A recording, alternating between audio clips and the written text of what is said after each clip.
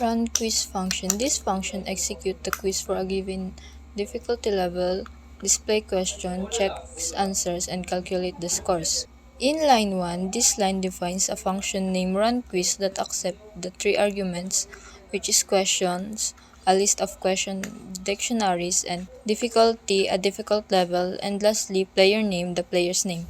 In line 2, this is a docstring providing a brief description for the function's purpose.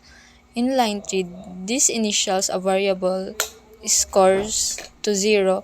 This variable will store the player's score throughout the quiz.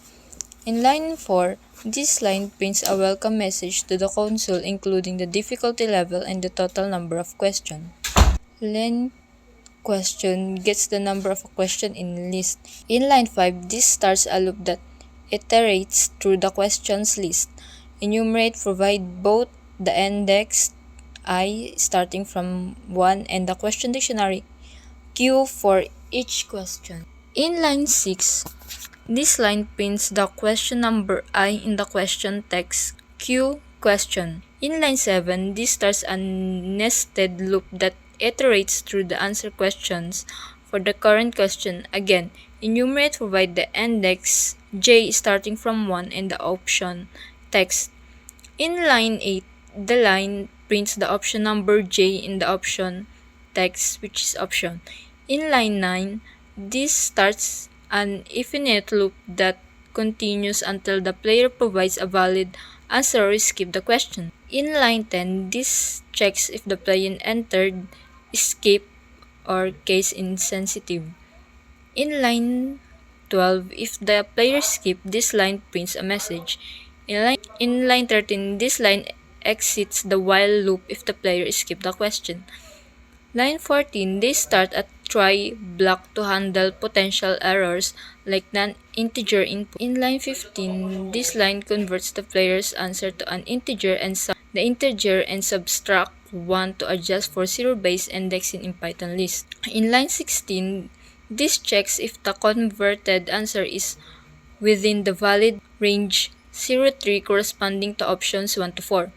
In line 17, this checks if the player's answer matches the correct answer, which is Q answers. In line 18, if the answer is correct, this line prints a message. In line 19, this line increments the score if the answer is correct. In line 20, this block executes if the player's answer is incorrect. In line 21, this line prints a message indicating the correct answer. In line 22, this line exists while the loop after checking the answer. In line 23, this block executes if the player's answer is outside the valid range, not 1 to 4. In line 24, this line prints an error message. The next is line 25. This block handles the value error exception that occurs if the player enters non-integer input. In line 26, this line prints an error message for non-integer input. While in line 27, this line prints a final message displaying the player's score. And lastly, the line 28, this line returns to the final score values. In this display scores function, it displays the top 10 scores for a specific difficulty level. Let me explain the line 1 first. In the line 1, this defines a function named display scores that takes one argument, difficulty, a string representing the difficulty level. In line 2, this is a docstring describing the function purpose. In line 3, this line constructs the file name for the CSV file based on the difficult level. It uses an F string for a string formatting. For example, if difficulty is easy, the file name becomes plant_scores_easy.csv. In line 4, this line checks if the constructed CSV file exists using the os.path.exist open and close-ended parentheses function. In line 5, this line opens the CSV file in read mode using a with statement, ensuring the file is automatically closed even if error occurs. The file object is assigned to the variable file. In line 6, this line creates a CSV reader objective using the csv.reader with open and close parentheses function for the CSV module. This reader will iterate through the rows of the CSV file. In line 7, the line reads and discards the first line of the CSV file assuming it's a header row. Next is used to get the next item for the iterator. In line 8, this line initializes an empty list called scores. This list will store tuples, each containing a player's name and score. For line 9, this line starts a loop to iterate through each row in the CSV file using the reader object. In line 10, this starts a try block to handle potential error during data processing. In line 11, this line appends a tuple into a score list.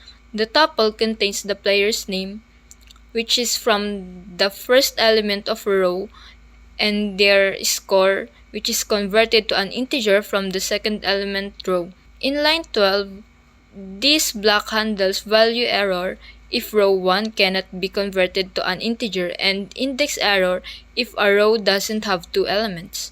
In line 13, if a value error or index error occurs, this line skips the current row and proceeds to the next.